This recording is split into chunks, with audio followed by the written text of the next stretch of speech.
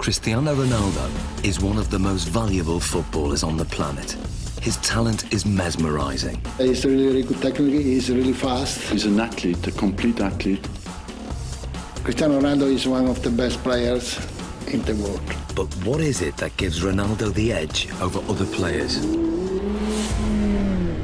To find out, he's come to this specially created state-of-the-art laboratory in Madrid. Here, in a world exclusive, sports science experts are going to forensically analyze what makes him such an efficient machine.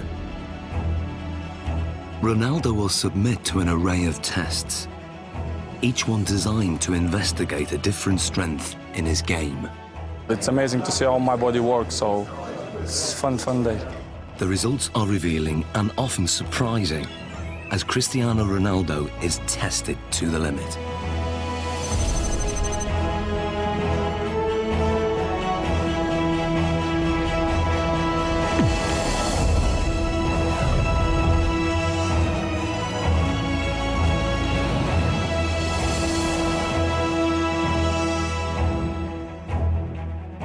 In this sports laboratory, Cristiano Ronaldo is about to undergo a series of challenges unlike any he's done before. He'll undergo tests for body strength, mental ability, technique, and finally skill.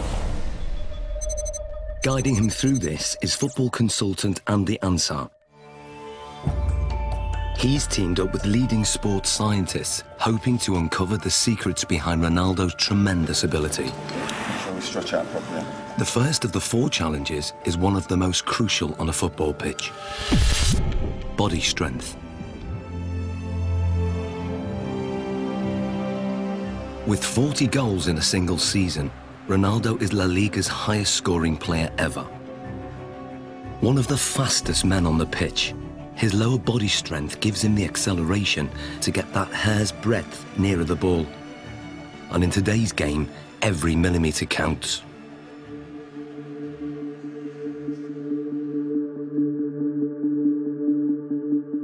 To test Ronaldo's sprinting ability, Andy has developed a 2-part challenge. First, a straight sprint over 25 metres. Then, a 25-metre zigzag sprint, designed to measure speed and agility. To draw a comparison, Ronaldo is going to race against professional sprinter Angel David Rodriguez. Rodriguez is the Spanish champion over 100 metres, but how will he compare with Ronaldo over 25 metres? Infrared beam timing gates will give split-second results. And in charge of the test is biomechanics expert Neil Smith. We want to see the different muscles and the different components that are used in order to find out who's quicker, a sprinter or a footballer. Rodriguez is going to go first. Take your marks. Set.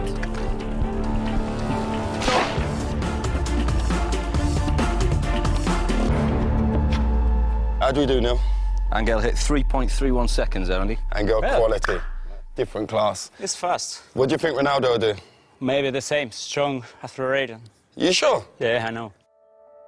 Slow-motion replays reveal that Rodriguez makes a strong, explosive start, reaching top speed in under half the distance.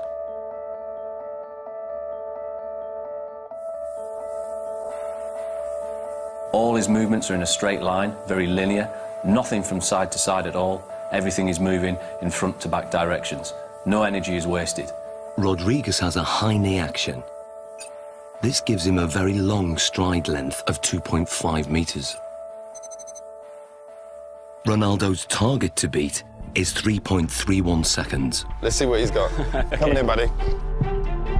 Let's get Ronaldo on the blocks. OK, Neil. Set.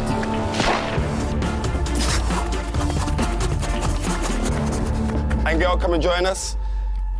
What was Ronaldo's time? He's done well, Andy. He's got 3.61 seconds. And what was Angel's time? Angel clocked in at 3.31. So that's 0.3 seconds. 0.3 difference. Absolutely quality.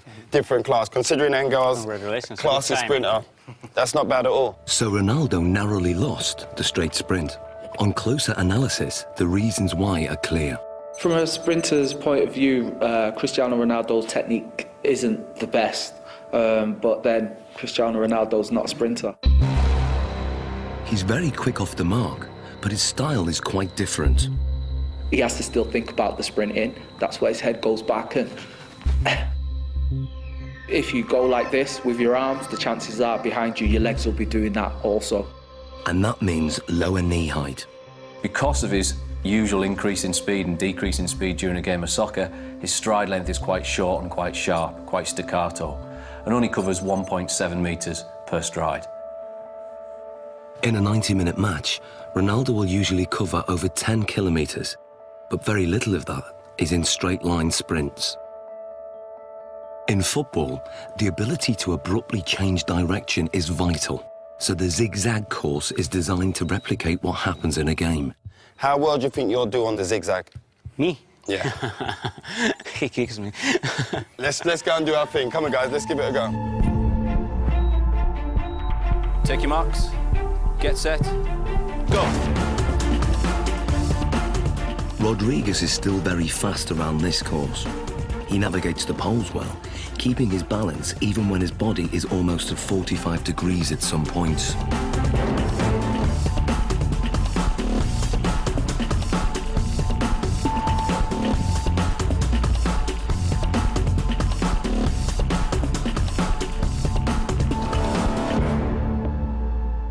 Rodriguez completes the zigzag course in 6.86 seconds.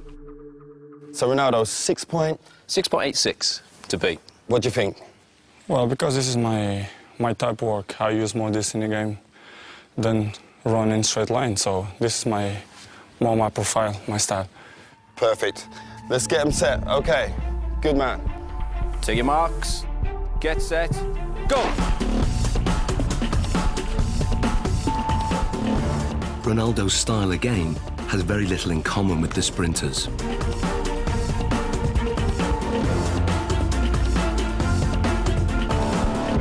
Okay, Angel, come and join us. So first of all, Neil, remind us of Angel's score.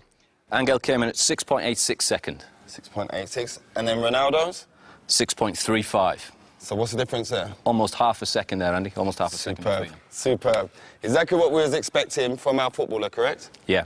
Well, what we're hoping there, you can see a very big difference between a straight line sprinting. We've got very long strides, nice high centre of gravity. Cristiano comes into his own here. Yep. We lower the centre of gravity. We enable ourselves to push off and accelerate sidewards.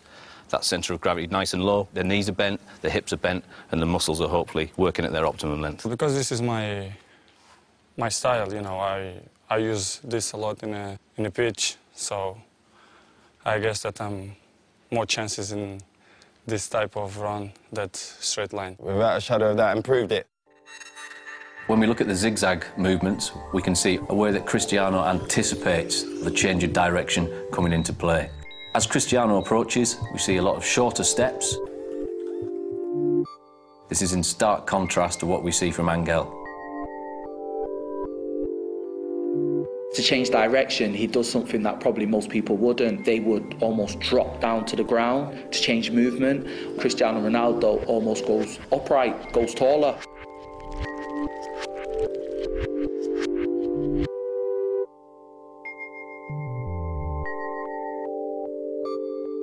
Oh, look, he jumps into it with 2 feet this turn. Here we go. Yeah. There we go, there. Yeah, we can see Angel using 1 foot there to break in one particular stride and to try and push off in the very next. Cristiano's decelerating using both feet. Yeah. Places his centre of gravity inside the line of his foot, Yep. and away he goes. It's almost like he uses 1 foot primarily Yeah. for taking the braking force, as we see that inside foot there. Then the outside foot is more for the acceleration force. And Cristiano places approximately 5 body weights worth of force through that outside foot towards the next turn. So in what we're seeing now is he's multi-talented. That's a given anyway with Cristiano Ronaldo, but the way his body works and the way it's built and all the different components that he uses when sprinting affords him the ability to maybe perform in terms of an athletic sprint at the very, very highest level. Yeah, he's up there. We've seen his speed is up there. We've seen the movement and the agility is up there. He can change direction quickly. He can accelerate and decelerate whilst he's still concentrating on the game. Ronaldo won by quite a margin. His time over the zigzag sprint was 6.35 seconds. Clearly, his ability to corner at speed gives him an advantage. And fundamental to this is muscle strength. So before the next test, Ronaldo's muscles are going to be measured to see if there's anything unusual. Okay, Ronaldo, this is Luis. Hi. So we want to look at your body. We want to check everything out. What makes Ronaldo special? Okay? Okay. This is a state-of-the-art precision 3D body scanner. It uses a laser beam to create a visual profile of the exterior body shape and gives us exact measurements like height, 185.1 centimeters, chest, 109. Ronaldo has extremely lean, well-defined musculature. He has 3% less body fat than a supermodel. His thigh circumference is 61.7 centimeters, which is well above average. But his calf muscles are less developed, and the scan exposes a fact about their size that surprises Ronaldo. ¿Más la izquierda? El izquierdo, sí, sí. Eso es lo que te dice esto. Having uneven calf muscles hasn't held Ronaldo back. In fact, his body dimensions are part of the secret to his success. He has the long legs of a sprinter, the lean physique of a middle-distance runner, and the powerful thighs of a high jumper. What sets him apart is that he has all those attributes in one body. Like tuning an engine for high performance, Ronaldo has tuned up his body strength significantly over recent years. He's increased his win rate in the air from 40% to over 66%. He can now fly higher than many of his opponents. So next, Ronaldo's explosive jumping ability is going to be tested. Here we are. Okay, Ronaldo, this is the high jump. Now explain to us how this works. What we're going to get you to do is a test of lower body power. The higher you jump, the more powerful your legs are going to be. So we're going to place you on the mat. We're going to instruct you to jump as high as possible, give it your maximal effort, and try and land back on the mat again. This mat is actually a very sensitive pressure sensor that measures takeoff force. And the key thing is having his hands on his hips, correct? We're going to try not to use the arms as an extra counterbalance. So that's why we do this, so that he can't use his arms as elevation. So it's we're just trying about to the legs. Concentrate just on explosive leg power. Okay. 3, 2, 1.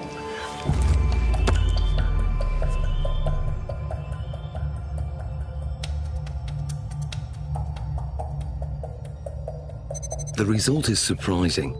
Ronaldo jumps only 44 centimeters, barely average, with a force of just 1.5 times his body weight.